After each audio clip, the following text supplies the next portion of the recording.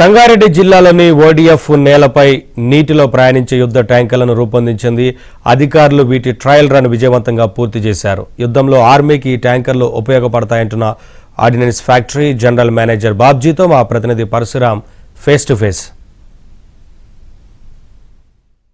కంది మండలం ఎద్దుమైలారంలోని మెదక్ ఆర్డినెన్స్ ఫ్యాక్టరీలో ఈరోజు బిఎంపీ వెహికల్ తయారు చేసినటువంటి బిఎంపీ వెహికల్కి సంబంధించి వాటికి ట్రయల్ రన్ నిర్వహిస్తున్నారు, ఫ్లోటింగ్ ట్రయల్ రన్ నిర్వహిస్తున్నారు.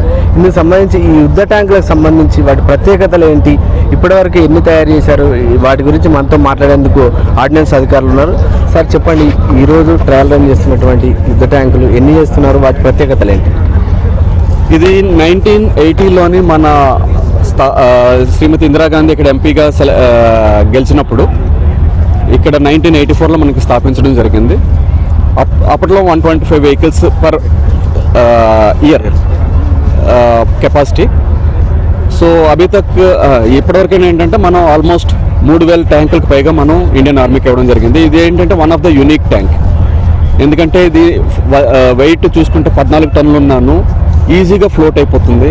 సో వాటర్ అబ్స్టికల్స్ ఎక్కడ ఉన్నాను మనకి వేరే బ్రిడ్జ్ లే చేయడం అవన్నీ అక్కర్లా, వాటర్లోనే వెళ్ళిపోతుంది కాబట్టి మీకు ప్రాబ్లం ఏమి ఉండదు. ఫీచర్స్ చూసుకుంటే కనుక 30mm గన్ ఉంది. 30mm gun 600 rounds per minute fire చేయగలదు కెపాసిటీ ఉంది. గన్ ఏమో 360 డిగ్రీ రొటేషన్ ఉంటుంది, 75 డిగ్రీ ఎలివేషన్ కూడా ఉంటుంది. దానివల్ల ఏంటంటే లో ఫ్లయింగ్ ఆబ్జెక్ట్స్ లైక్ ఎయిర్ క్రాఫ్ట్స్కి, హెలికాప్టర్స్కి ఇవన్నీ ఏంటంటే ఈజీగా షూట్ చేయొచ్చు. దాని తర్వాత దీని తాలూకు ఇంజిన్ కెపాసిటీ తీసుకుంటే 300 హార్స్ పవర్ ఇంజిన్ ఉంది, 65 km/hతో వెళ్ళగలదు. క్రాస్ కంట్రీ చూసుకుంటే 40 km/h.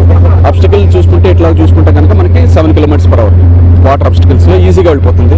అది కాకుండా 30 degrees స్లోప్లో వెళ్ళిపోతుంది, 30 degrees స్లోప్లో వెళ్తుంది. దాని తర్వాత డిచెస్ ఏమైనా ఉంటాయి, గుంతలు అట్లాంటివి ఉంటే 2.5 meters గుంతని ఈజీగా క్రాస్ చేసేస్తుంది, ఎందుకంటే ఇది ట్రాక్డ్ వెహికల్ కాబట్టి. 1980 నుండి ఆల్మోస్ట్ 30 years వరకు మనకి ఎక్స్పీరియన్స్ వచ్చిన తర్వాత దీని మీద మనం చాలా ట్యాంకులు వెరైటీస్ డెవలప్ చేయడం జరిగింది. ఇది కాకుండా మనం ఆర్మర్డ్ అంబులెన్స్ చేస్తున్నాము, క్యారియర్ మోటార్ ట్రాక్డ్ వెహికల్స్ చేస్తున్నాము, recce vehicles, armoured engineering recce vehicle చేస్తున్నాము, ఎన్బీసీ రెక్కి వెహికల్ చేస్తున్నాము, డోజర్స్ చేస్తున్నాము, ఇంకోటి కమాండ్ ట్యాంక్స్ చేస్తున్నాము.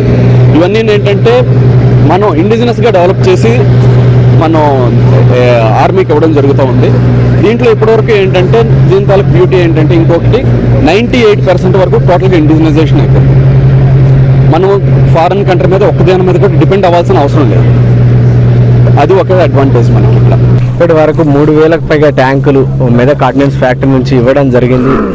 ఆర్మీకి సంబంధించి మేము ఇవ్వడం, ఏదైతే యుద్ధ ట్యాంకులు ఇవ్వడం పట్ల ఎంతో సంతోషంగా ఉన్నాం. మా పాత్ర ఉండడం పట్ల కూడా వాళ్ళు ఎంతో సంతోషం వ్యక్తం చేస్తున్నటువంటి పరిస్థితి. Cameraman నాగరాజుతో Parashuram, ABN Andhra Jyothi, Sangareddy.